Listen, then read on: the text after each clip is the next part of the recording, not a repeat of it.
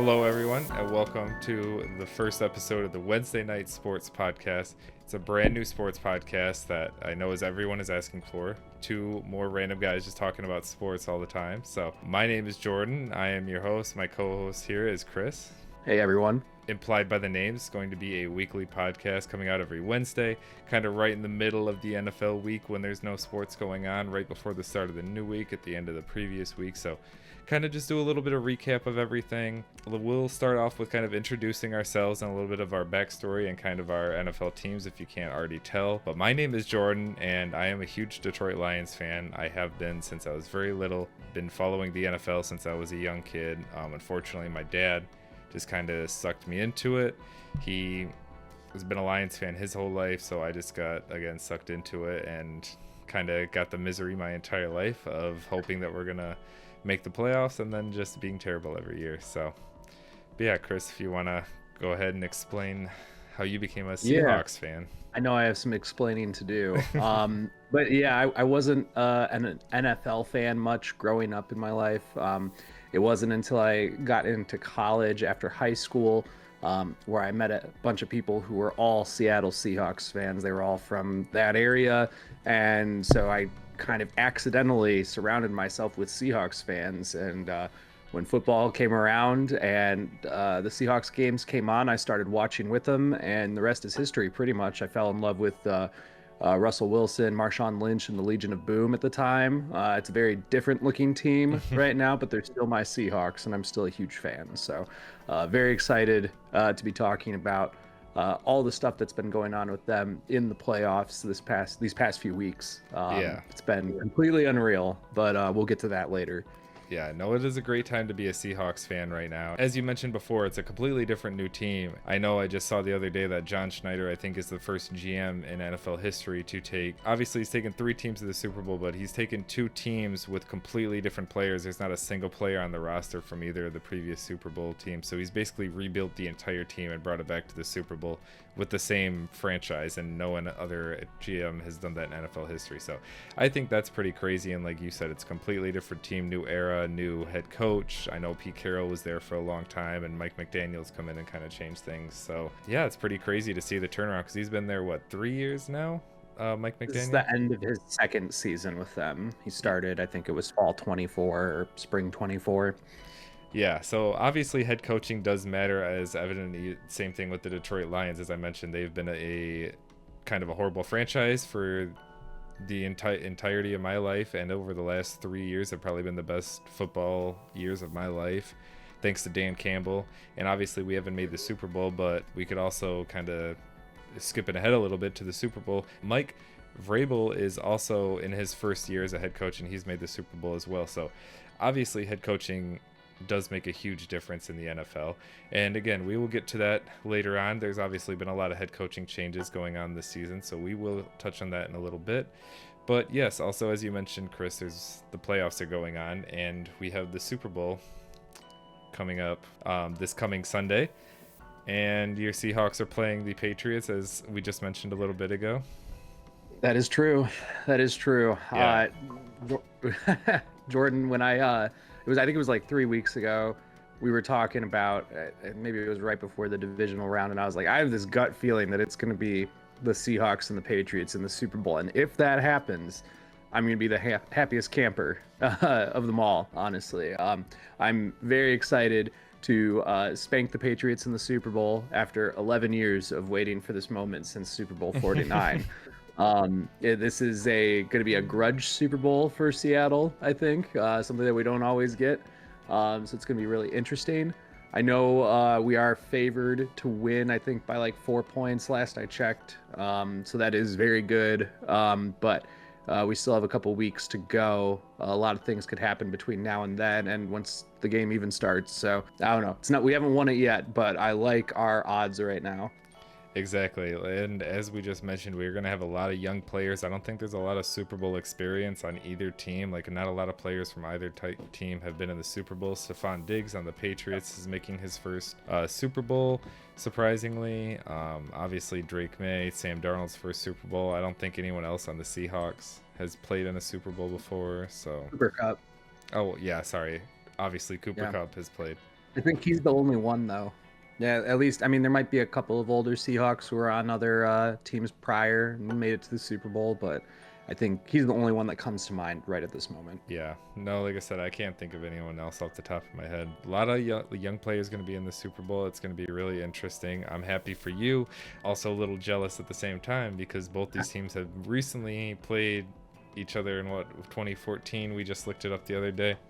So yeah, it was 2014, Yeah. and the Lions have not made to a Super Bowl. We were a quarter or a half away, half a football away from the Super Bowl a couple years ago, and the 49ers stole it from underneath us, and yeah, it was those damn game. 49ers.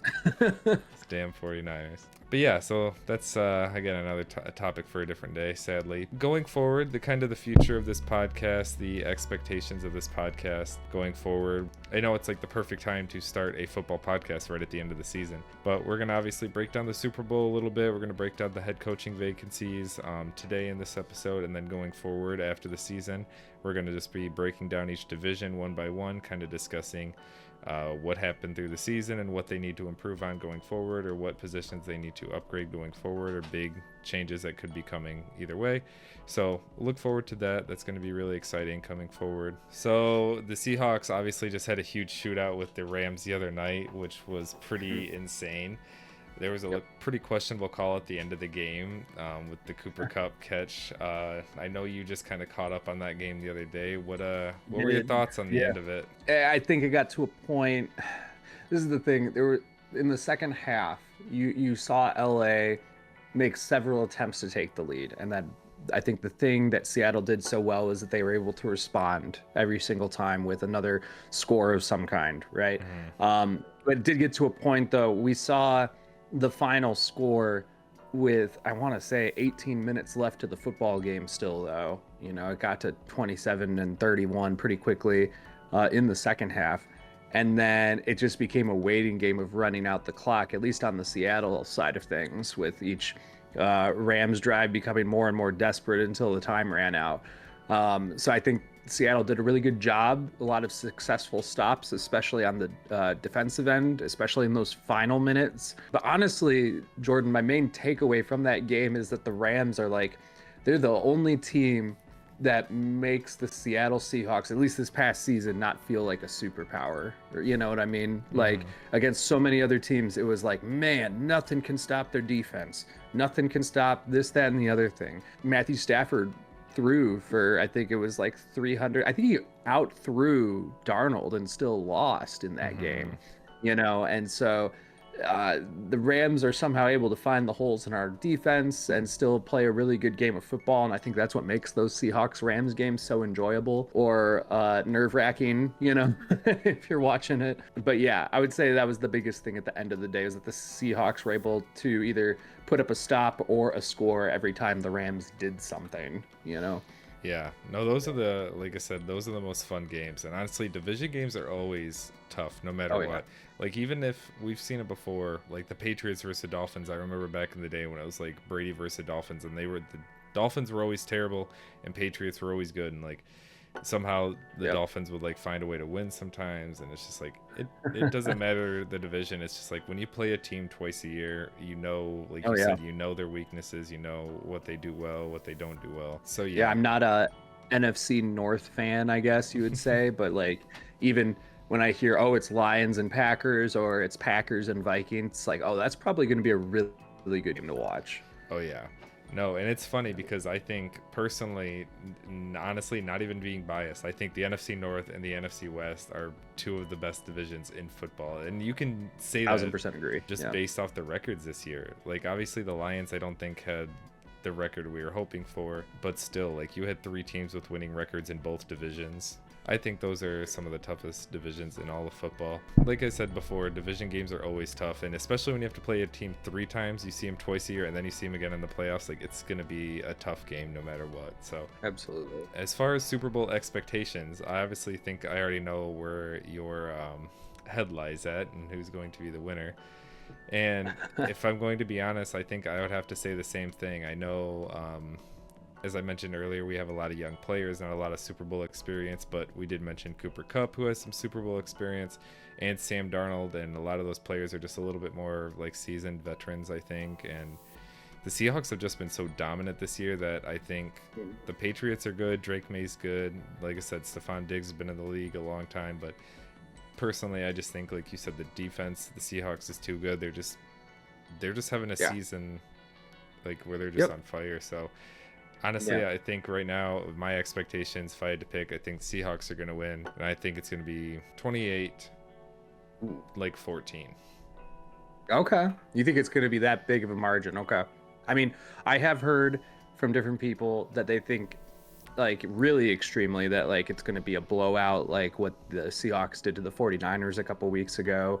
I think that is extreme. I don't think that the Patriots are going to put up the kind of performance that the 49ers did. They're not as injured. They have, both teams have a couple weeks to kind of rest and prepare for this. But I do think we're going to see Seattle come out on top. And I think it's going to be not close, but it's going to be closer. I would say maybe 28-21 Seahawks. I think that the Patriots will be able to put up a bit of a fight, especially as a team that the Seahawks haven't played in like 2 years. I don't think we even played them last season. So I'm curious. I'm very curious to see what's going to happen when they go head to head here. But I don't know, man. I don't know. We'll see. It's hard because they feel like two very different teams now, and it's not the Brady era of the Patriots. It's not the Wilson era Seahawks anymore. I don't really know what to expect. Just on paper, in terms of what I've been seeing from both teams, yeah, I do think Seattle has this one in the bag. Yeah. No, I'm excited. Like I said, I think it's going to be, I don't think, again, a blowout, but I do think it's going to be kind of one-sided for the Super Bowl. Yeah, we'll definitely, it remains to be seen, but fingers crossed, man. Also, again, it's a little closer to home for Seattle, and I know like it's still not their home field, but regardless, also it's in played there a lot. That's what I was going to say. It's one of their division stadiums, so they played there a lot. It's close to home, like they're familiar with it. It's going to feel like a home game for Seattle, regardless. So yeah, definitely. This is slightly off topic, but what you've heard about the whole electrical thing that's outside of the 49ers stadium? Yeah. What are your thoughts on that? I want to ask you because I don't think we've talked about it yet. I don't know. I think it's interesting. I think what's his name, John Lynch, the GM, said that they're going to do everything and check everything out, and I think even if they do come to the conclusions that it is affecting them, I don't think there's really much they can do besides move their practice facility away from the stadium. Let me back up. If the tests come back that it's happening because of the electromagnetic waves or whatever it is, the reason it's happening is because their practice facility and the stadium are right next to each other, so the players are constantly by that electrical field all week long, especially if it's a home game. They're literally there just all week long. So yeah, I think the only thing they could really do is pick up if it is the electro waves doing it or whatever, move this training facility somewhere else, because that's what the Lions do, not because of an electrical thing in Detroit, but their training facility is in Allen Park, a little bit away, and it's just like I don't know, a little bit further away, and then the stadium is obviously downtown Detroit. So I don't know how the Seahawks do it. I don't think the training facility, because same thing, I know the stadium is like in downtown Seattle, so I think their training facility is probably outside of Seattle or somewhere close by. Yeah, I'm not sure where their training facility is, but I don't know. I just wondered if you thought that might have an effect on the Super Bowl itself, but I mean, I think from what you were saying, it sounds like the theory is because the 49ers are there practicing all the time and they're constantly right next to it. That's having an effect, if it's having an effect at all. It's because they're there all the time. So I guess it's not as big of a concern as I thought it might be. But yeah, and there's also other teams out there. Yeah, like you said, your concern was mainly for the Super Bowl itself, which I don't think is going to be like a huge concern unless, again, they're practicing at the 49ers facility, which is there for those 2 weeks at least. That might be a concern, but again, that's all if these tests are proven. Like I said, nothing has been conclusive yet, so but either way, you could say that about a lot of teams, that that are injury riddled. Like the Lions are one of the most injury riddled teams of the last 3 to 4 years. The Baltimore Ravens are one of the most injury riddled teams. Like there's certain teams that I feel like just have more injuries over years than other teams, and the 49ers unfortunately are one of them. And like the internet, somehow somebody pointed this out and it just blew up over the internet, so that's what everyone's running with it. So like I said, it could be true, it could not be true, but like I said, there's other teams out there that are getting hurt a lot, and I don't know if they're by an electrical field all the time. So Yeah. I think honestly, in a lot of ways too, we're seeing patterns with teams being more injured than others, right? The 49ers, the Lions, the Ravens. To me, that reads more as like a training issue, or something that they're doing, possibly, in their training, which isn't protecting their players as much. Maybe it's the style of how, what they're expecting of their players. I noticed, one of the things that people have been commenting on with the Seahawks is just how much Clint Kubiak and Mike McDonald have been trying to protect Sam Darnold, through the plays and stuff like that. And you can see that, what they're like, there's a lot of short passes. There were so many screen passes on Sunday night. And that's, short throws, long gains is the idea behind that, right? And so that's, just to get the ball out of Sam Darnold's hands as quickly as possible when it's, time for him to throw.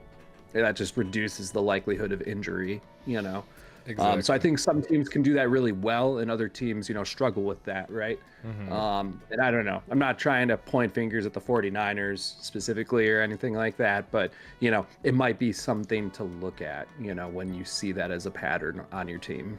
Yeah, no, and I think, again, as for the Lions, just, again, speaking of a biased perspective, I think that is definitely something to look at. And I think Dan Campbell has been criticized before in his past about how aggressive he is in training camp and during this, again, like during OTAs and like a really early season.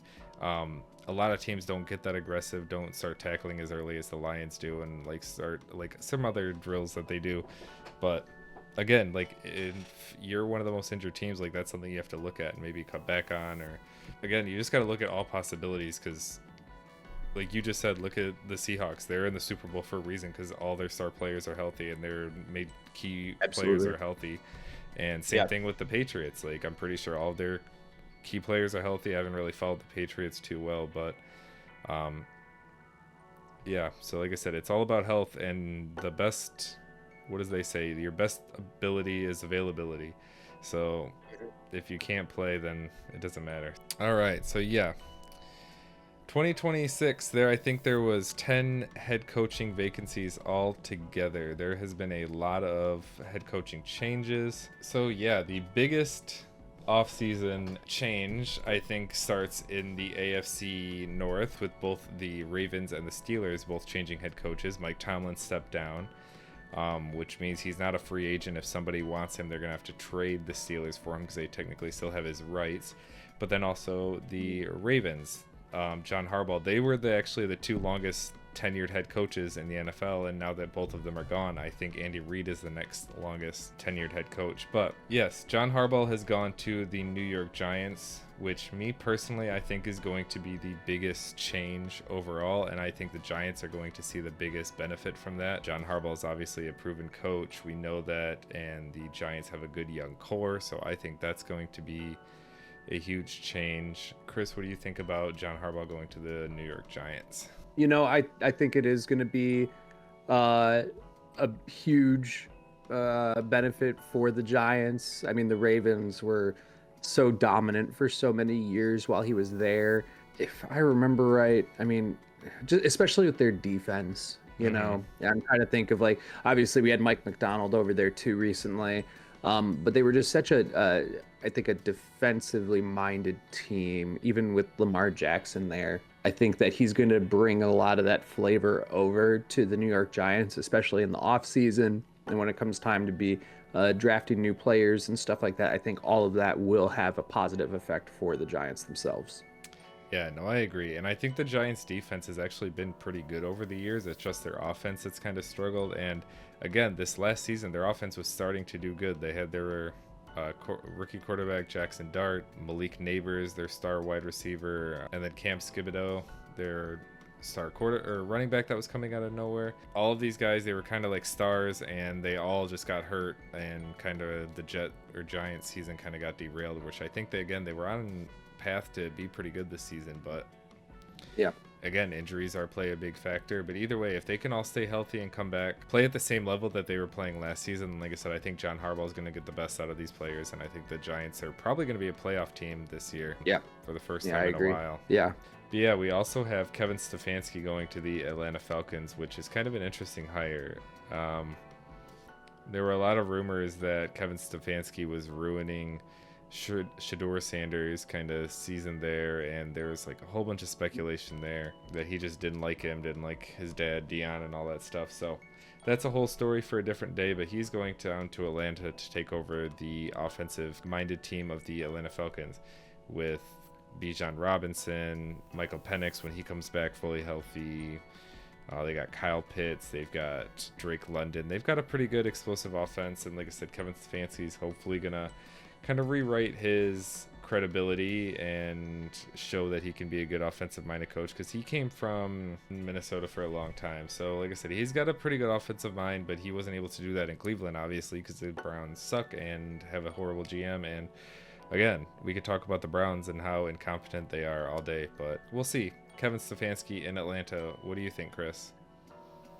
I think it's a good idea, honestly. You know, there's some times where you see these head coaches kind of moving down from a head coach position and going back to like a defensive coordinator or an offensive coordinator. I think that the Browns have had some really good seasons too, where they were playing really good football, especially on the offensive side. I'm thinking of the years when Baker Mayfield was there. And maybe that's just what he needs now, is to kind of move over to a different team and just have less responsibilities, you know, and just focus on the offensive side. So I think it's a good move, especially, you know, if his head coaching decisions and his time as head coach were in question. You know, they kind of just takes on a little less of a responsibility. Then we also have Jeff Hafley, the defensive coordinator from the Packers, going to Miami, which again is kind of interesting for them to take a defensive coordinator as a head coach when they're kind of an offensive-minded team. I feel like they still have Tyreek Hill, they have Jalen Waddle, Tua Tagovailoa, which got benched halfway through the season. I don't know, again, maybe with somebody different, he might be a little, maybe be able to do a little bit better. But sorry, what were you gonna say, Chris? I just think that he could bring some balance to the team, you know, especially if they're more offensively minded. You know, bringing someone in who is going to think about the things that maybe they haven't been thinking about this whole time. And, you know, I'm sure, again, you know, when it comes time for the draft and stuff like that, some of their decisions there, you know, are going to have a bigger impact for the 2026 season. So, because, like, if you get a solid offense going at the Dolphins and then suddenly their defense is all built up too, that could actually be a team to worry about, you know. We didn't see much from the Dolphins. I think I think honestly they have nowhere to go but up at this point. So, you know, this might be a really good move for them. Moving on the list, Robert Saleh, the former New York Jets head coach, the former San Francisco 49ers defensive coordinator twice, is now going to be the Tennessee Titans head coach. Yeah, I don't know.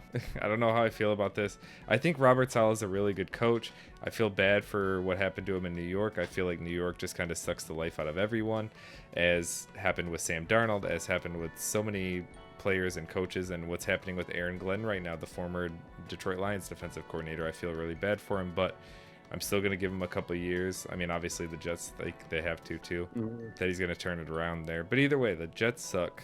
And he just had it. Robert Saleh had a horrible stint when he was with the Jets, and I feel like this is kind of a similar situation. The Titans are young, they have a high draft pick, they have a good young quarterback. Other than that, they don't really have much. I think this is a great pick for the Titans because I think Robert Saleh is a good coach. So we'll see how it plays out, I guess. We'll see how much of that 49ers magic that they had this past year was actually Kyle Shanahan, I guess, and not Robert Saleh. But I do think that he's had a lot of experience in the league, as you said, moving him over to the Tennessee Titans and having him take the reins on it. I think it could go really well for him. I think at this point, again, they're one of those teams that has nowhere to go but up. So put a talented person in the head coaching spot that could, give them some metaphorical positive yardage in the 2026 season.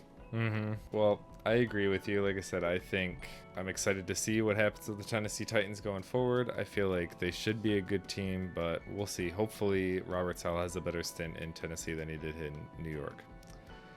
But with the next head coaching hire, we have Jesse Minter being hired by the Baltimore Ravens. And this is kind of an interesting one because, again, he's got some really big shoes to fill going into John Harbaugh's previous coaching spot. Jesse Minter is the defensive coordinator from the Chargers, so it's kind of interesting to see them go again because I feel like they're kind of more of an offensive-minded team. Actually, I don't know. As we just said before, the Ravens have always been known for the defense over the years. They've always had a really good defense, so it's kind of right in their pocket for them to pick a defensive coordinator, I guess. But again, he's got some really big shoes to fill going into John Harbaugh's spot. I'll be honest, I don't really know too much about him. I know the Chargers defense hasn't been amazing over the last few years, but again, that doesn't really always mean anything going into a new spot. So I guess, Chris, what do you think about the Ravens hiring this gentleman? I think it makes sense, but if I'm being honest, I probably pay attention to the Chargers once a season or something like that. They're just not one of those teams that I focus on, so I don't know a whole lot about Jesse Minter. I think, like you said, though, defensive team like the Ravens will probably go for a defensive coordinator for their head coach. So it makes sense.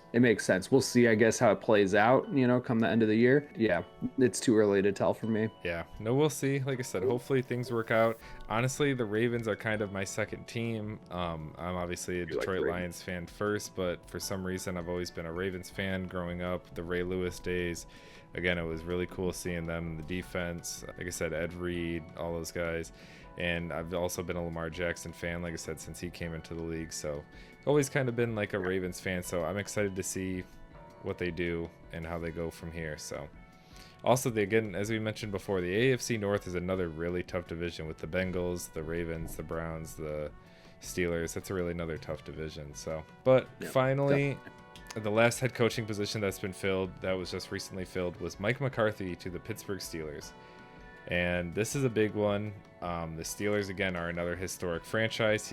Mike McCarthy's got some big shoes to fill, but he has a little bit more of a track record to kind of back it up. He has won a Super Bowl. He had a lot of really good records and good teams in Green Bay. And going back to that, with Green Bay, he has a good repertoire with Aaron Rodgers. So the speculation is Aaron Rodgers is not going to retire and probably play another season under Mike McCarthy. We'll see if he actually unretires and comes back, or well, he technically hasn't retired yet. So, excuse me. Yeah. We'll see what happens. But yeah, what do you think about Pittsburgh hiring Mike McCarthy, Chris? I understand why Pittsburgh did it. I mean, if you have someone as tenured as Mike McCarthy, with the Super Bowl track record that he's had too, it makes sense, right? He's also from Pittsburgh too, which I feel like is a big deal. He's kind of represented Pittsburgh for a long time, so I feel like just being that from makes a lot of sense for him too. Especially, I don't know how many years he plans on continuing to coach too, but maybe this is kind of like his encore run, if you will. He wants to retire with the team that he grew up with. I could totally see a situation like that happening. It kind of feels like the Steelers. I mean, if they keep on Aaron Rodgers and you have Mike McCarthy coming over, it kind of feels like they're just building Packers 2.0 a little bit, which I think is fine. We kind of saw that this past season with Pete Carroll bringing on a bunch of ex-Seahawks to the Raiders. That didn't go well for them.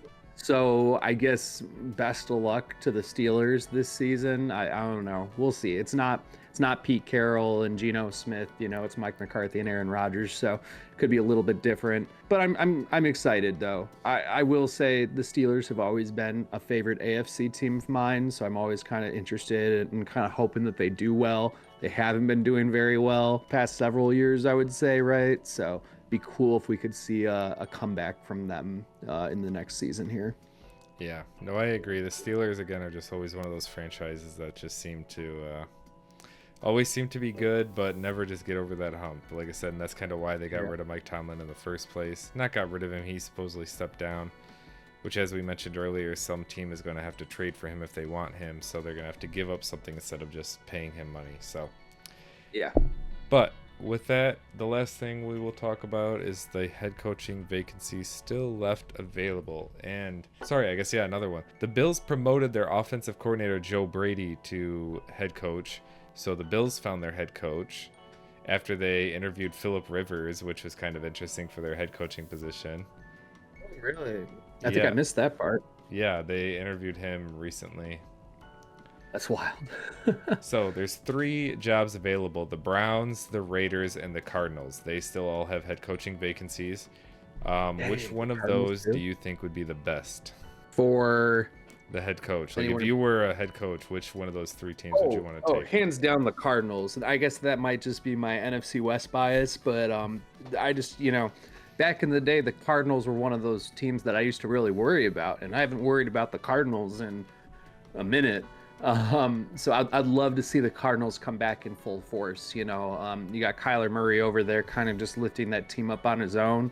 So surrounding him with a good offensive line, or maybe just retraining the offensive line, working with what you got, making them a formidable force in the West again. That would be so cool. Like, honestly, I just want the NFC West to be the toughest division in the league. So that'd be great. I don't know. If it was me, if I was shopping around to become the head coach of an NFL team, I would jump to the Cardinals before anyone else. So also, before I tell you my pick, a little NFL trivia. Out of those 3 teams, the Browns, Cardinals, and Raiders, well, which team do you think has the worst NFL record of all time in the regular season? The Browns. The Cardinals. Really? Yeah. That's crazy. Yeah. The Cardinals have the worst record in the regular season of all time. It's so wild to me, really. Yeah. Okay. Like you said, because I know it's funny, they have had some years and they made the Super Bowl. That's why the playoff record, I think there isn't too bad. Yeah. But yeah, their regular season record overall they're also one of the oldest franchise. They've been in the NFL since like the 30s or something, and they had a lot of really bad seasons for a long time too. So I gotcha. That has to do with it as well. But between those 3 teams, the Raiders, Cardinals, and Browns, if I had to pick, I would pick the Raiders. They have a great young running back with Ashton Jeanty. They have the first overall pick, and they're probably going to take Fernando Mendoza, that quarterback from Indiana who just won the national championship. Again, you're going to start with a good young quarterback. You have a good young running back. You have a good solid core. Again, as you were just mentioning with the Cardinals, you just kind of got to build that offensive line, protect them, and get a couple star pieces. And then again, you have a couple years to build off that. So honestly, I think the Raiders, probably not this year, but give them 2 or 3 years. And depending on who they pick as their head coach, I think they might be good. The Raiders also have Tom Brady as a 5% partial owner, so I feel like Tom Brady has a lot more say in the franchise than people give him credit for. So again, if you're a head coach, I think Tom Brady's going to be in your ear, kind of helping you out and talking to you too. So Tom Brady should just be the head coach. He should be, but why not? I would love to not. All right, I'm not going to say that. Anyway. I just know I'd hear his voice less if he was a head coach. That's all. Yeah, so I think that's going to do it for us for the first episode of Wednesday Night Sports Podcast. As I said, we've got the Super Bowl coming up this Sunday, so we are excited to see. We will try to be a weekly podcast. Again, if not weekly, then bi-weekly at the latest. But during the NFL season, we will definitely try to be weekly for sure. But yeah. Thank you for tuning in. If you made it this far, we appreciate it. Chris, do you have any final words or sayings before we go to watch your Seahawks play in the Super Bowl this Sunday? Go Hawks. That's what I have to say. Hell yeah. Thank you again, and we will see you in the next one. All right. Take care, guys.